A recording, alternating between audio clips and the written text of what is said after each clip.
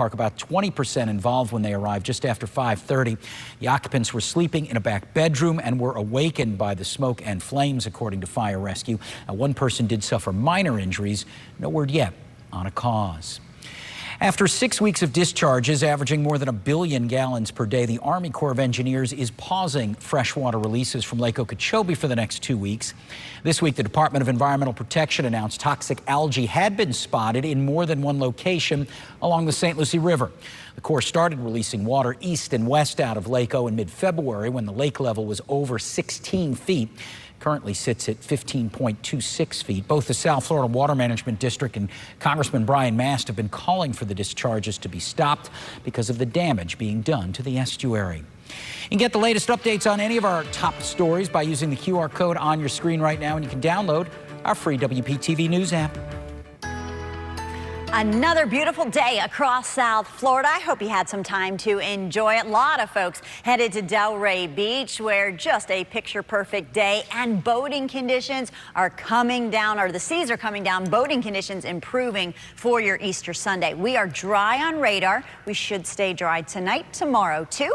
Right now in West Palm Beach, 75 degrees, a dew point of 56. So when our dew points are in the 50s, that still indicates relatively dry air. Summertime, sometimes we have those sticky dew points in the 70s. Well, we are just 1 degree cooler than we were at the same time yesterday. Winds are out of the southeast at 15. So current temperatures mid to upper 70s near the coast, but inland a few locations around 80 degrees, 80 in Indiantown, and 81 degrees for the folks in Okeechobee. If you're headed out on this Saturday evening, really nice conditions, staying in the 70s all the way through midnight with partly cloudy skies.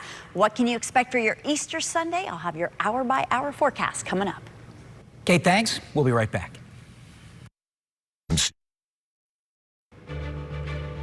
We keep hearing from viewers about issues with homeowners insurance, and now it seems rising premiums are hitting areas that many weren't expecting. Our Matt Cesney went to a community far from the beach. Just 16 years old, this Loxahatchee house seems ready for anything. I can't think of anything that we didn't do. It's got impact windows. It's got everything that they could possibly need.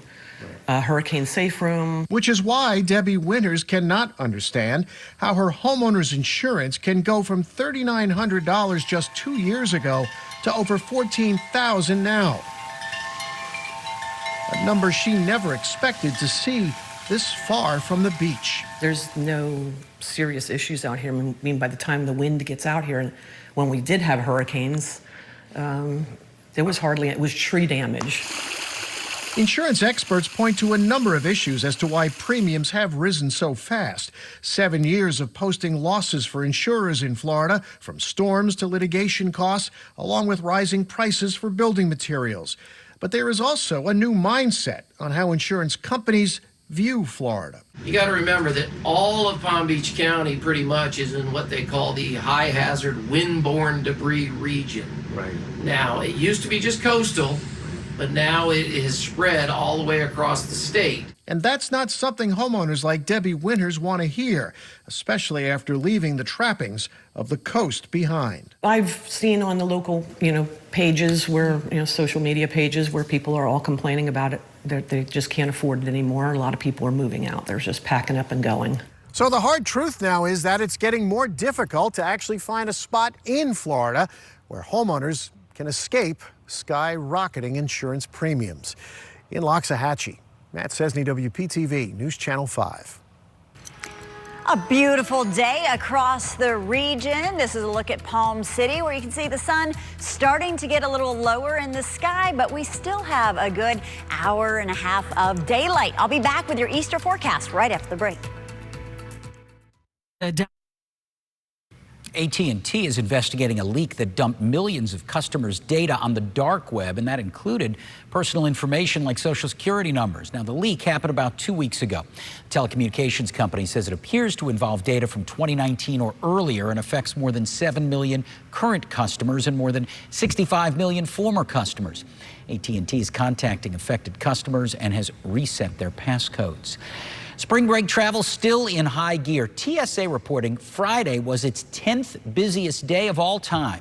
TSA says it screened some 2.79 million passengers on Friday. The rest of this holiday weekend projected to be busy as well. If you're flying, TSA recommending arriving at the airport early. At the beginning of March, TSA reported a nearly 6% increase in passengers over last year at the same time, and last year was a record year. So far this weekend, we have a 1-for-1, a winning day of weather with bright blue skies from Vero Beach. I hope you got outside and enjoyed it. From time to time, we saw some clouds filter in, windy too, but still a nice night. And there you can see the sun getting lower, but we still have a good hour and a half or so of daylight. So get outside and enjoy if you haven't done so already. I want to show you a few First Alert Weather Spotter photos. This is from Kathleen Buchanan, Port St. Lucie, just gorgeous there. I love how when you get away from the beach, all of a sudden, you don't have to go too far before we have these lovely natural areas. And Kathleen sent that one in to take a look at Mary Moore O'Rourke from Jupiter, showing the ocean. And the ocean will be calming down as we head into Easter Sunday. Current temperatures, 75 degrees West Palm Beach, 77 Boynton Beach. It's warm inland right now, 81 Okeechobee, 80 in Indiantown, and 75 degrees Vero Beach and Sebastian. So a little bit warmer